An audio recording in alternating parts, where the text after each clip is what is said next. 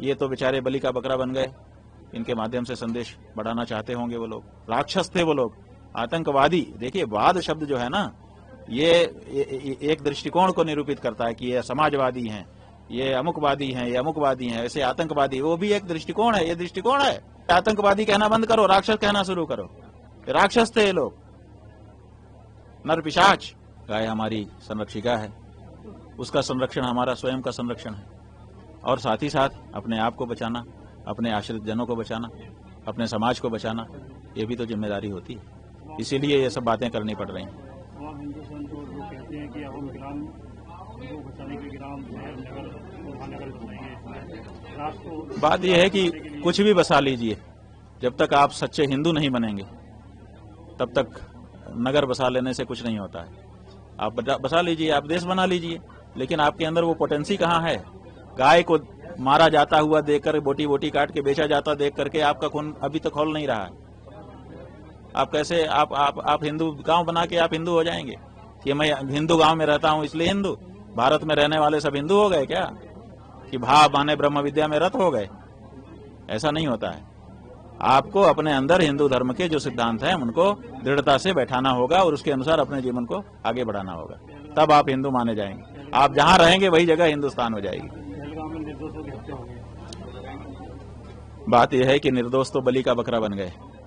ये तो चुनौती भारत की सरकार को है, ये तो चुनौती हम हिंदू बहुसंख्यक जनता को है, और ये तो चुनौती लोकतंत्र की पैरोकारी करने वाले पूरे विश्व के नेताओं को है। ये तो बेचारे बलि का बकरा बन गए। इनके माध्यम से संदेश बढ़ाना चाहते होंगे वो लोग।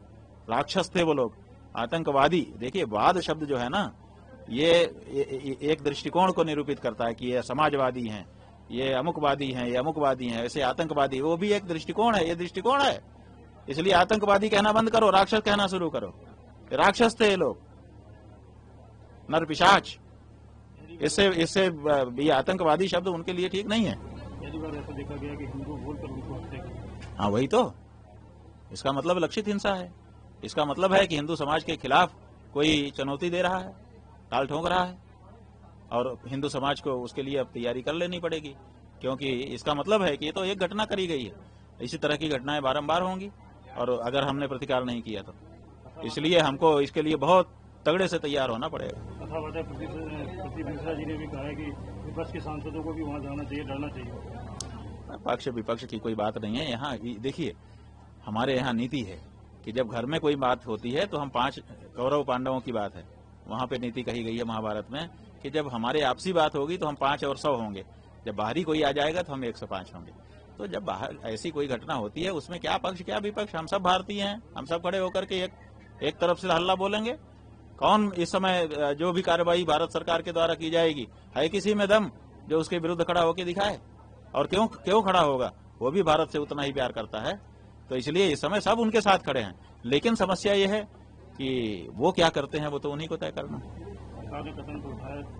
देखिए, हम समझते हैं कि सबसे पहला कदम अगर सरकार को उठाना चाहिए तो वो जिम्मेदारी तय करना चाहिए कि किसकी जिम्मेदारी हुई कि ये हाथ झुलाते हुए असलहा लेकर के लोग आए और मार करके चले गए। किसी न किसी की जिम्मेदारी तय करिए, उसको दंडित करिए, ताकि हर पोस्ट पर बैठा व्यक्ति अपनी जिम्मेदारी निभाए।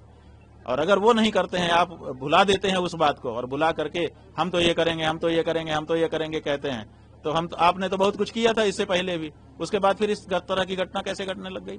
तो ये बार बार होता रहेगा।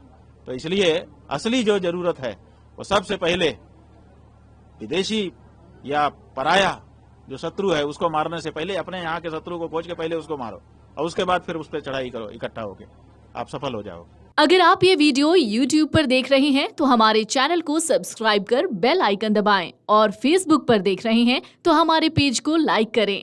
8 मिलियन प्लस सब्सक्राइबर, आपके इस भरोसे के लिए बहुत धन्यवाद।